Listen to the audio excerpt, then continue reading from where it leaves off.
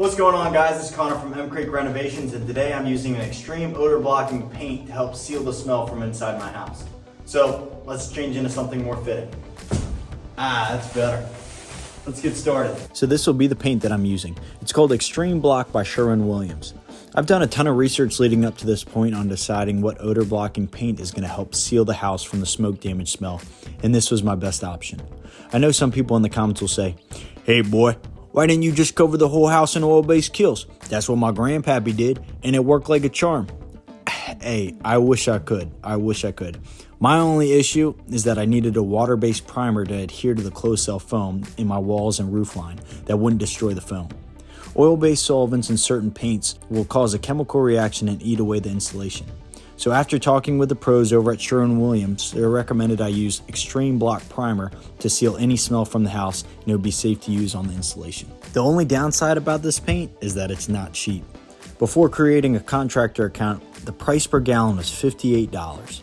After creating an account, the price dropped to $40 a gallon. You say, hey, that's a great $18 savings per gallon, but still a 5-gallon bucket will cost you almost $200. Even though I may complain about the high cost of paint, this is something I don't want to cheap out on. I don't want to cheap out on the paint because if done wrong and the paint actually doesn't do its job, I run the risk of our house smelling like a giant bonfire forever, which would be an absolute nightmare. And on the bright side, this paint spraying machine is working great. I'm painting the house with a Graco Magnum X7 that you can get at your local Home Depot. It took only about 5 minutes to set up and prime, and I was ready to spray.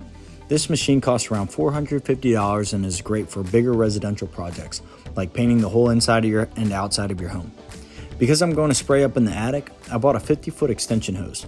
This will connect with my original hose so I don't have to move constantly the machine back and forth while spraying. With so many projects in the upcoming future, we thought it would be a great investment to buy rather than to rent for the day.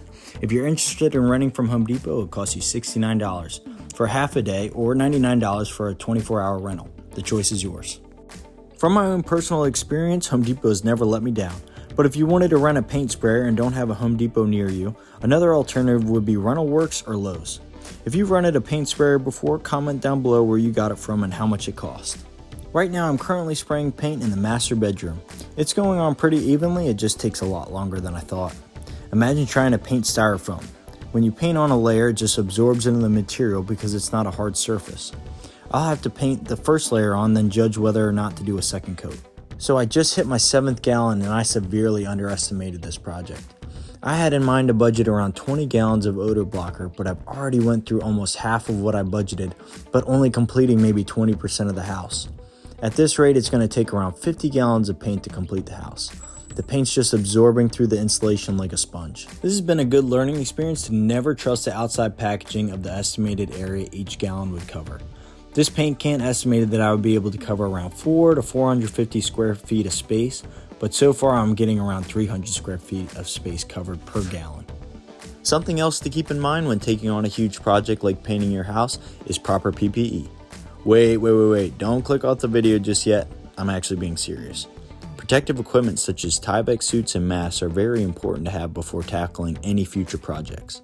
I know it can be challenging for us DIYers and weekend warriors to be quote-unquote safe when renovating, but we just get too excited for the project itself, and then we tend to overlook certain steps just to get started. When it comes to painting, proper face masks are essential to have before starting. If face masks are not worn, and you can experience headaches and breathing problems caused by the fumes from the paint. And trust me, please buy an actual face mask. I know we're all guilty of the shirt over the nose technique. Masks are a couple bucks and will save you from the pain of splitting headaches in the future. For the Tyvek suits, I buy all my stuff at Home Depot. They're around $13 to $14, and just like the mask, they can be used multiple times throughout the project. I can't tell you how nice it is after a full day of painting to be able to take off the suit and your clothes be completely clean underneath. There were times in my early days when I didn't think that the suits was worth it, to be honest, and boy was I wrong.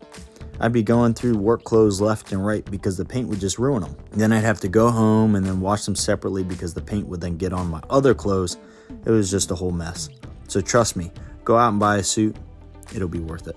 So I'm about to finish up for the day and I still have a long way to go. If you ever used any spray foam insulation on your own house, comment down below. I'd love to hear your experience with it. Make sure you stay tuned for part 2 of this painting process. And again, if you got any value out of this video, please like and subscribe to our channel and get ready for more content. All right, guys, I'm tapping out for today. So far, we've finished the living room, walls and ceiling, and part of the roof line. We were able to finish the master bedroom, walls, and a little bit of the roof line, and then also the adjacent room next to it with the walls and a little bit of the roof line. So all in all, we're about 30% done. We've used just under 12 gallons of the Extreme Odor Blocker by Sherwin-Williams, and it'll probably take me another day or two to finish it up. So stay tuned for that, and thanks for watching.